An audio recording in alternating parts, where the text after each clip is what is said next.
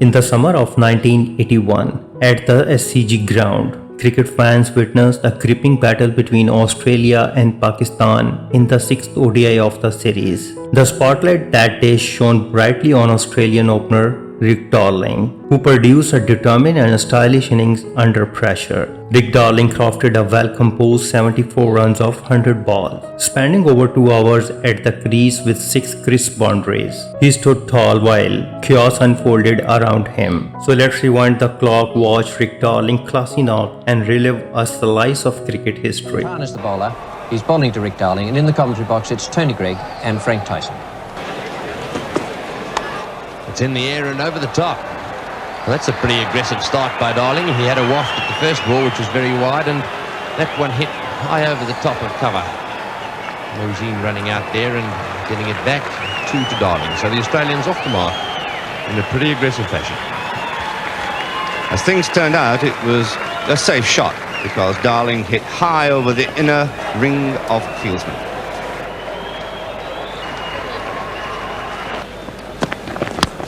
Sikander on him straight away. Darling hitting that one straight down the ground. It was a slightly cross bat shot. Once again looking for the third, settling for 2.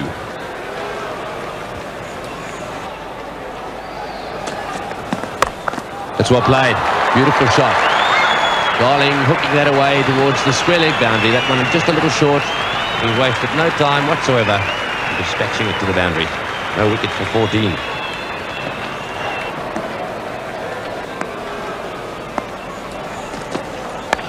On the leg side, so Imran spraying it just a little. And Darling quickly turns for 2 there and gets there, no trouble. So that's the end of the over. No wicket for 29. And Sarfraz Nawaz has pulled his average per over back a little bit. Imran Khan was conceding almost 4 runs per over when he was rested. Well played. Beautiful shot. Darling there, latching onto that short one, hitting it way down to the deep mid-wicket boundary for 4. Well, he's played 2 beautiful hook shots out there today, and the crowd really appreciating it.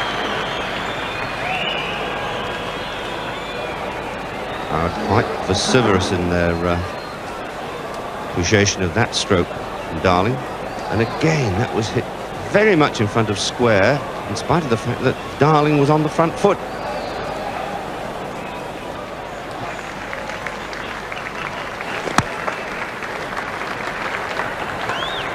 Will they look for a second? Yes, it's quite easy, in fact, as Zahir has to move across to his right from mid-on. So 2 more to Darling. He's now 27, 1 for 49. The strong drive of the ball. And he's pulled that. It really wasn't that short. And he got under it and hoiked it into the outfield. And that brings up the 50 with 3 to Darling. So Australia's 50 on the board in the 14th over. Darling moves off to 30. 1 for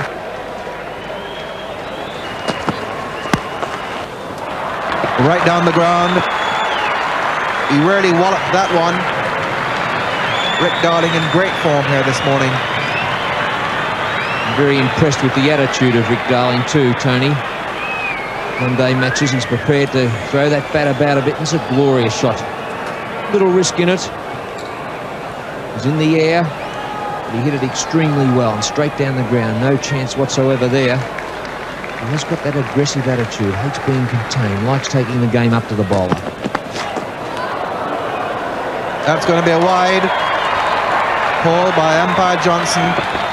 Umpires this season have been very strict on the bouncer, and that was the reaction from Sikander, but all he got was a wide call.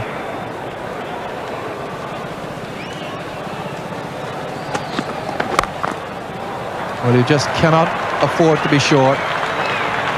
Rick Darling really puts it away very well, and that's 4 runs. Darling goes on to 46, and anything just marginally short. Tahir not fast enough to drop it in short. Try and get a bit of bounce out of the wicket. his line and his length completely astray. Came back a bit better last over, but once again, Rick Darling getting underneath it and getting it over that infield.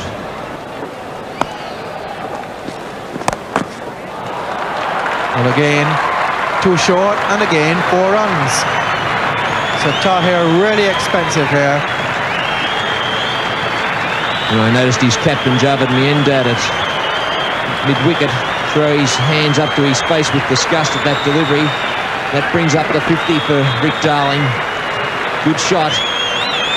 Hit it probably as well as any shot he's hit this morning. Right along the ground. Hit it very hard.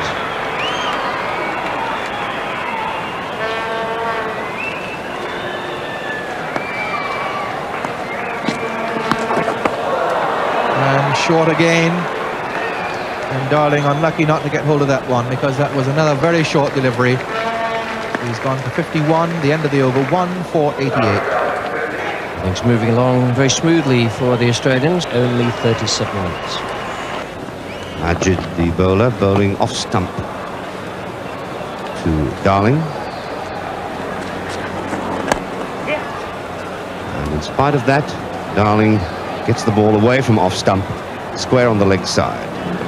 Where Sarfraz scurries around, but can't prevent the second run being scored. Their first 50 came up in 13.5 overs in 60 minutes.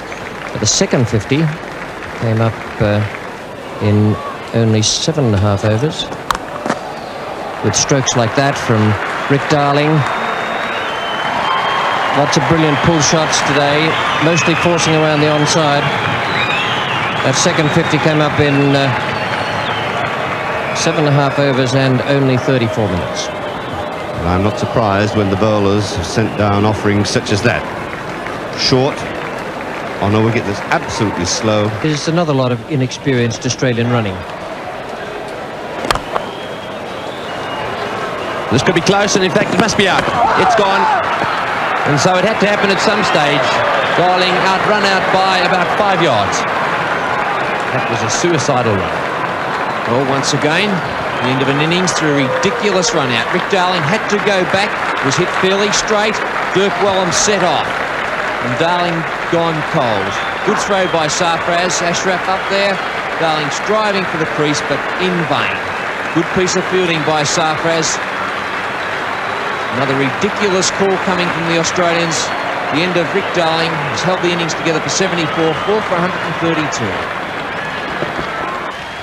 Pakistan's all-rounder Mudassar Nazar rattled through the Australian middle order, leaving the host in trouble. But Rick Darling refused to give in, anchoring one end with grit and composure. Unfortunately, his knock came to a dramatic end. A run-out mix-up with Dirk Wellham that silenced the SCG crowd. Rick Darling's dismissal halted Australia's momentum, but his innings ensured they reached a competitive total of 222 runs. Yet that score proved inadequate. Pakistan brimming with confidence after their test victory at Melbourne just 2 days earlier, chased down the target with ease, winning by 6 wickets. Their batting lineup showed poise, while Australia's bowler could not find the breakthrough they desperately needed. Rick Darling's innings stood out, a blend of patient timing and responsibility at a time when his team needed him the most. Matches like these remind us why cricket from the 1980s carries such vintage charm. Rick Darling was one of those cricketers who carried both elegance and promise every time he walked out to the bat. A right-handed opener with a touch of flair,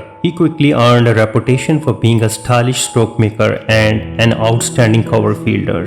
His fielding alone was enough to lift the energy of his side, but it was his batting that caught the early attention of selectors. Darling's opportunity at the international stage came during the era of World Series cricket, when vacancies opened up in the Australian side. He impressed with his fearless cutting and hooking strokes that reflected his natural confidence at the crease. For a young man, he showcased little fear against some of the fiercest bowlers of his time. Despite flashes of brilliance, his international career proved short-lived. By the time he was just 23 years old, his 14-test career had already come to an end. Rick Darling remains one of those names in Australian cricket, remembered for his style, promise and glimpses of what could have been if consistency had matched his talent. If you like this video, please comment, share and subscribe. Thank you very much.